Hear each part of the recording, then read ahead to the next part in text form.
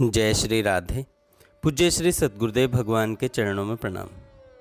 परम पूज्य श्री बालकृष्ण दास जी महाराज जी का जीवन चरित्र।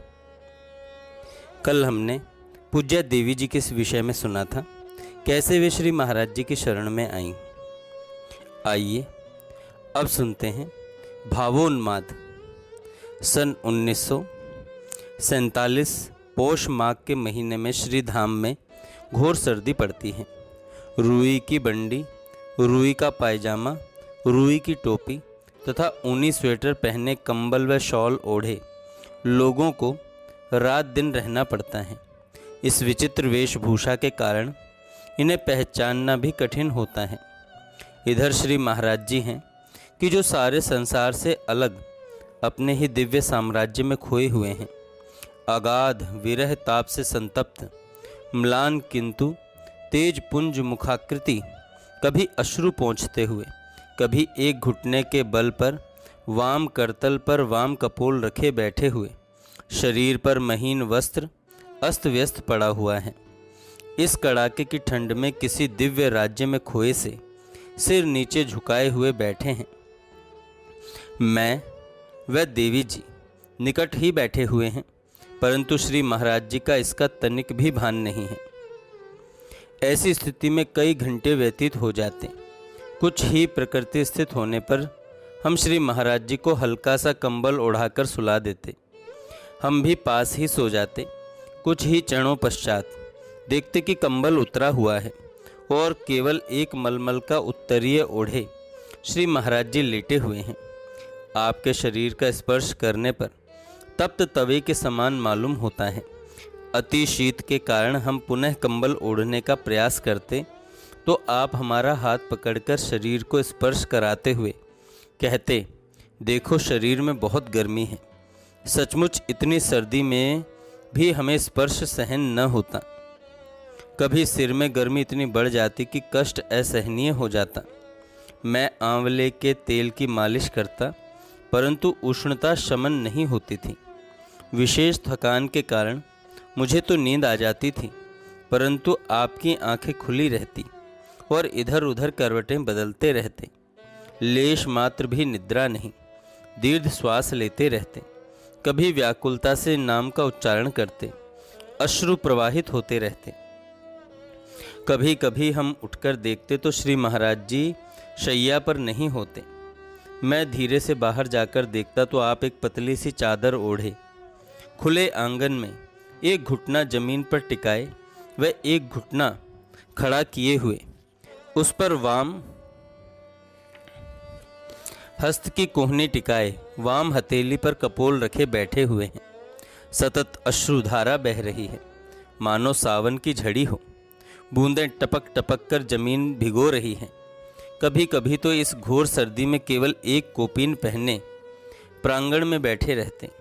इन दिनों रात्रियां प्रायः इसी तरह व्यतीत हो रही थीं। मैं पास जाकर धीरे से बैठ जाता और साहसपूर्वक कहता, यह क्या, आप इतनी भयंकर सर्दी में खुले शरीर बैठे हैं। तो आप बड़े दुख भरे स्वर में कहते, क्या करूं, शरीर में बहुत गर्मी है, सहन नहीं होती। किसी प्रकार अनुनय विनय कर आपको उठाकर अंदर लाता व लेटा देता, परंतु आपको निद्रा कहाँ। आंखें खुली हुई हैं, पलक भी नहीं पड़ रहे हैं। अति उदास मुख मुद्रा में लेटे हुए हैं। कभी बंद आंखें, कभी खुली, कभी बैठ जाते। बस इसी प्रकार निशा व्यतीत होती। कभी कभी शरीर विरह से इतना तप्त हो जाता कि आप रात्रि में ही उठकर इस कड़ाके के शीत में भरी रखी मटकी के जल से स्नान कर लेते।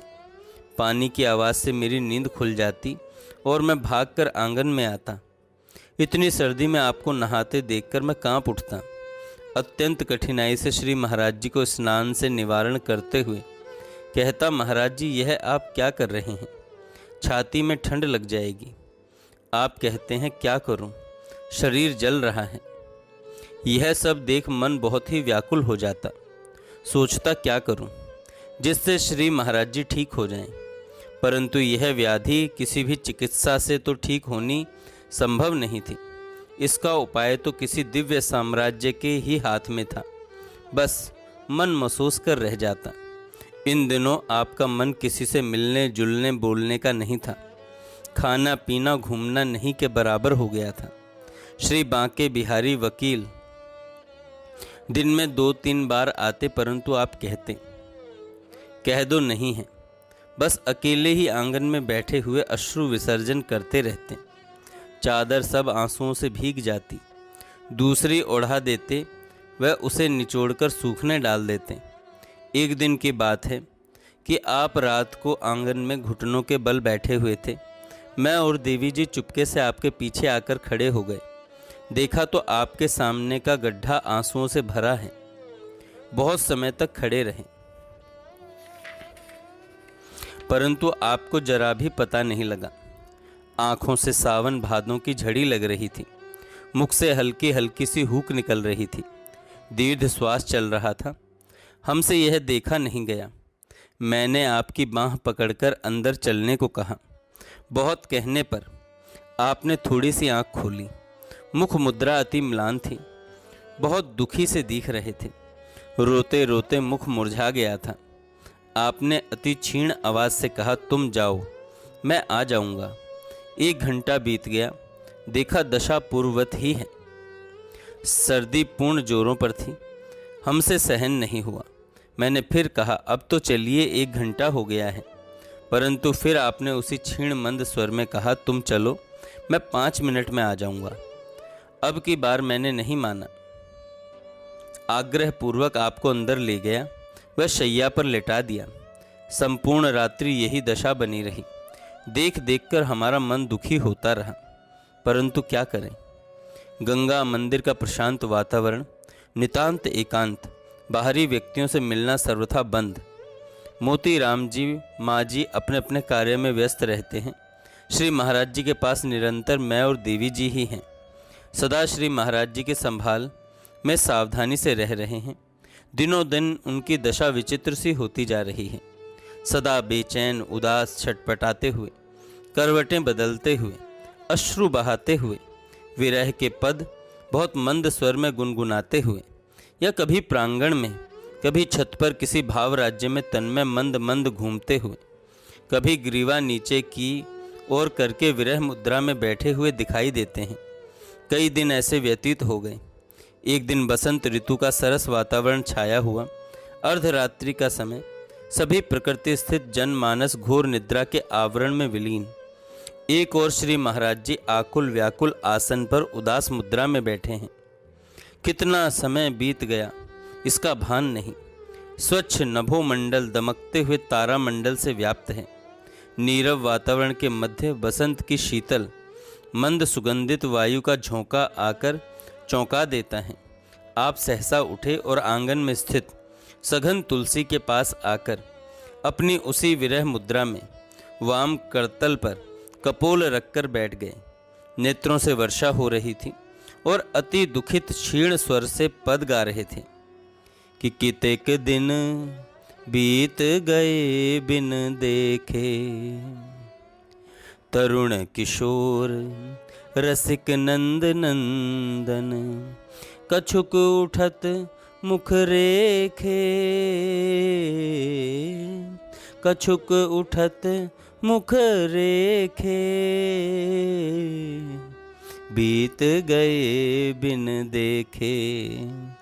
वह शोभा वह कांति बदन की, कोटिक चंद्र विशेखे,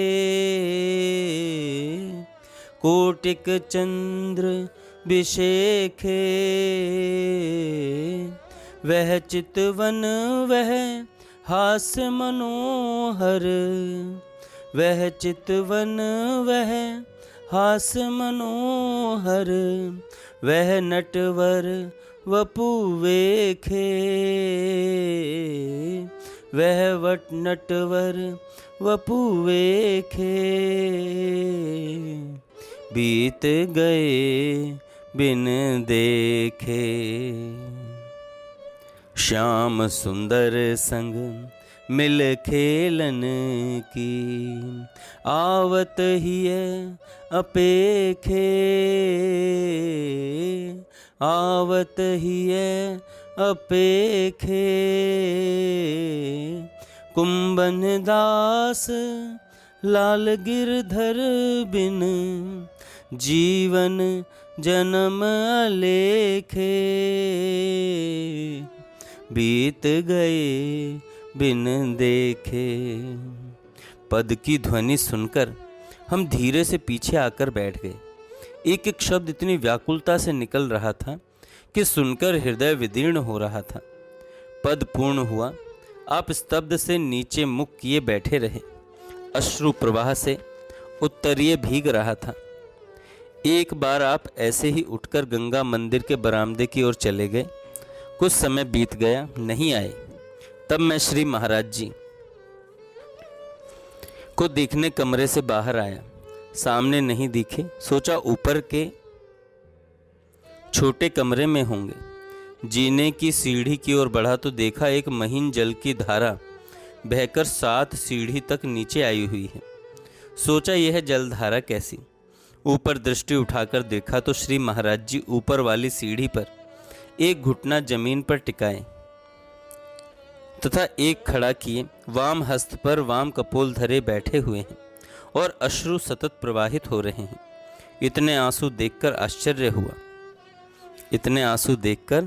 आश्चर्य हुआ। कली पावन अवतार श्रीमन महाप्रभु चैतन्य देव के चरित्र में मैंने यह पढ़ा था कि उनके नेत्रों से अश्रुधारा की पिचकारी से छूटकर निकटस्थ व्यक्तियों को भिगो देती थी। अश्रु जल से गड्ढा भर जाता था। तब सोचता था नेत्र गोलक में इतना जल कहाँ से आ सकता है।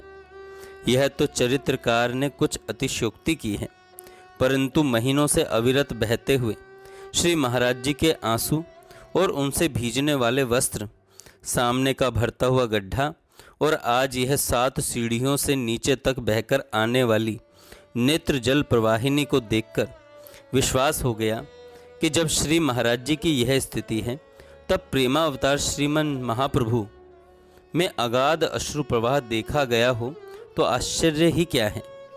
ऐसे ही श्री मीरा जी के पदों में उर विच बहत पनारे, इसकी भी सत्यता की प्रतीति हो गई। श्री महाराज जी की स्थिति ने ये सब प्रश्न हल कर दिए। जय श्री राधे। आगे हम कल सुनेंगे।